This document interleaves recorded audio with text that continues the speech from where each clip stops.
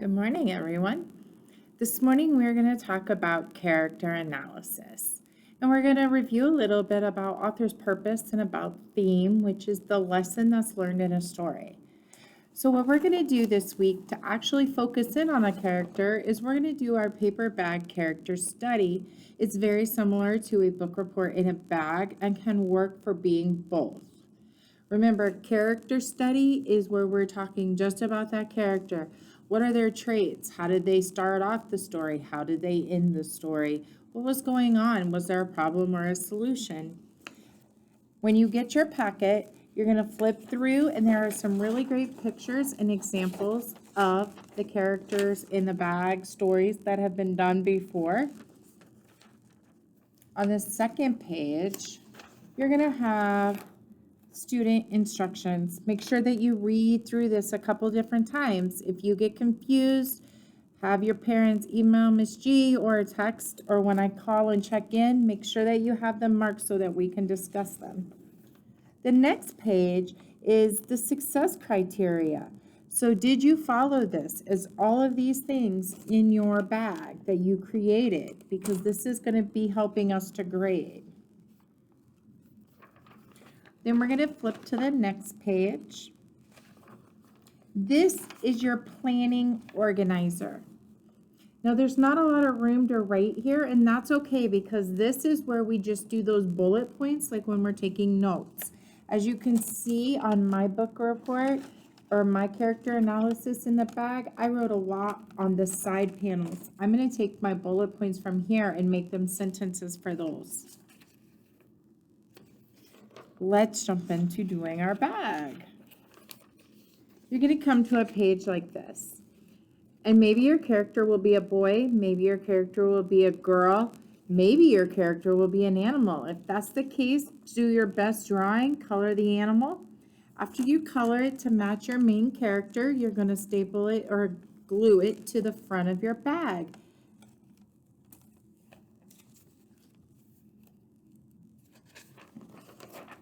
The next sheet is your side panels. This is where you're going to start using those little organizing boxes that you took notes while you were reading your story. There's one for each side. As you can see, Ms. G has two. This is where you're going to talk about your character's likes. How did you know? What are your character's dislikes? How did you know? And what traits does your character possess? On the other side, you'll talk about how do other characters interact with your character. Do they talk? Do they play? Are they angry with your character? Is your character well-liked, disliked? How do you know? How does your character interact with the other people? Is he or she confident? Meaning, do they know that they're doing a good job? Are they unsure? Are they shy? Are they funny? How do you know? Then we're going to take our back of the bag and we are going to do this panel, and that should be, I believe, the bottom two of your little organizing boxes. How has your character changed throughout the story? This is that part where you're going to talk about what was your character like in the beginning. Maybe there was a big change in the middle. Maybe there was another change at the end. So did they start off the story sad and end the story happy? Did they start off the story okay, have a problem, and then find a solution? This is that part where you're talking about that. And then it says supporting evidence. So we're kind of looking for those pages. On page 33, I know my character says they were sad, example, or etc. This is the fun part. These are different cards, and you're going to put them with objects that represent what are on those cards. For example, it says, this represents my character because. So an item in the bag, and I'm going to show you in a second here what story I did and how I set that up. This is the character, or this represents the setting because. So the setting is the location or the place, just like we learned in that video we watched. We're going to talk about where was your story. Maybe your story was at a school. Maybe your story was at home. Maybe your story was outside. So this is a fun piece where you either get to draw, find objects that you want, and you put it with the tag, and you put it in your bag, so that when you're pulling it out, it helps you to remember what you're writing about. Okay, let's see an example. I chose to do my book report over The Giving Tree. This is one of my most favorite books. It's by Shel Silverstein.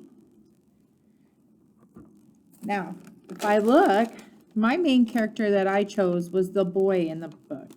And I colored my boy to look just like what the main character was in the book. On the first side panel, it says, what are your character's likes? How do you know? And then what are your character's dislikes? How do you know? What traits does your character possess? Well, I know in the story, the boy loves to gather the leaves because he makes them into a crown. He loves climbing up the tree so he can swing from the branches. And he loves the apples that fall on the tree and grow on the tree, and he loves to eat them. He currently doesn't have any dislikes because it just talks about the boy interacting with the tree. And the character traits at the beginning of the story are that the boy is loyal. He continues to go back to the tree every single day. He's energetic and playful. On my other side panel, it says, how do other characters interact with your character? Is your character well-liked, protected, disliked? How do you know? And then the second part is, how does your character interact with others? Is he or she confident, unsure, funny, loyal, etc.? How do you know? In the beginning, the tree welcomes the boy unconditionally and tries to help by giving him what he needs. The tree loves the boy and is always willing to try to be there. It says, how does my character interact with the tree? Well, my character has a lot of ups and downs with the tree and changes from the beginning to the end. In the beginning, the boy loves the tree and treats the tree very well. Throughout the story, the boy gets older and only comes to the tree when he needs something. By the time the story ends, the boy is an old man who returns to the tree because it's a place of peace. Now my back panel. How has your character changed throughout the book? How do you know? Use supporting evidence to show what caused these changes to the character. Well, I like to sort mine into sections, so I have a beginning, a middle, and an end.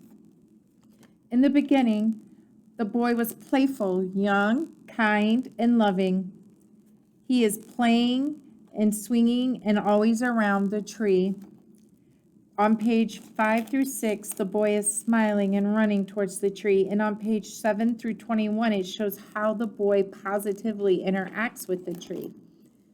In the middle of the story, the boy is becoming distant and more wanting and needy, middle-aged in appearance and getting taller. And it says, how do I know? Well, he is taller, he's around less, and he's always asking for more from the tree. Page 32.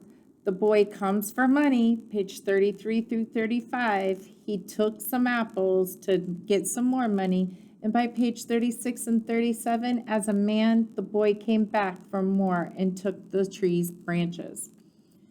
By the end of the story, my character changed from playful, loving, kind, and young to tired, lonely, and longing.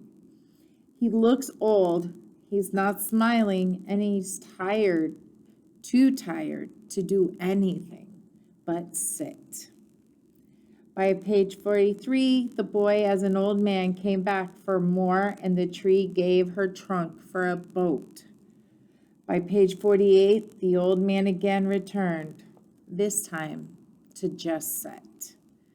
So as you can tell, my character started off young and ended old through this short story, and had a lot of different trait changes and a lot of different things that could impact why he changed.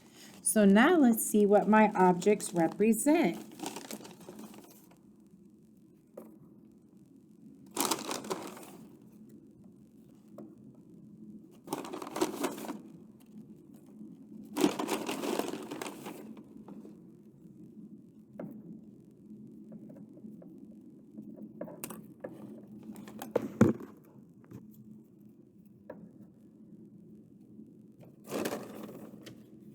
Okay, it says this object represents portraits. The portraits are of each stage in my story. This is the boy when he is younger, the beginning. This is the boy in the middle of the story. And this is the boy at the end of the story, where he is older and just sitting down.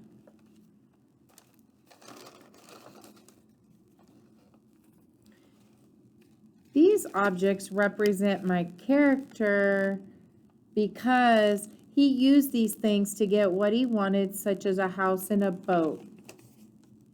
So the leaves are what he used to take and play with and make the crowns when he was younger. And the branches or the trunk are what he used to climb on and swing or to take and build his house. And even the trunk of the tree would have been what he used to take and build a boat.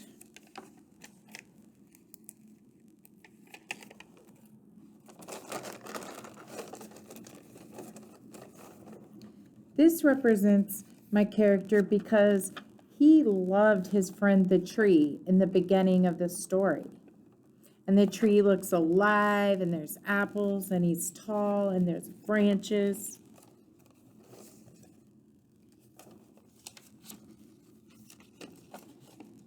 This object represents the theme, which is appreciate what you have. If all you do in life is seek more of what you want, you'll miss out on what you already have.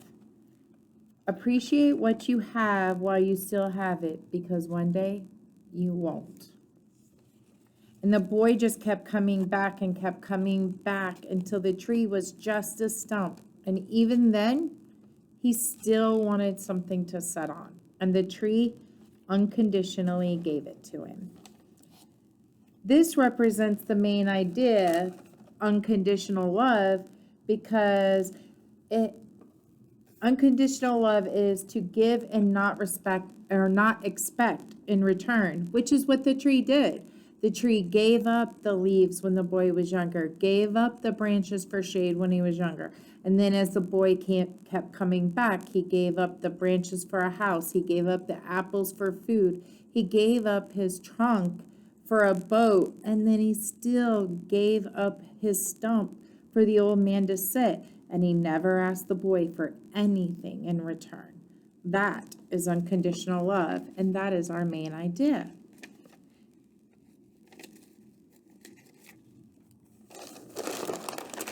And the setting, this picture represents the setting because apple trees are outside, and this setting was outside along the edge of a forest. And that is my character analysis book report in a bag. I hope you guys were able to follow and enjoyed that short story. I look forward to hearing all about your books and seeing what creative, fun things you come up with to put in your bag. Thank you.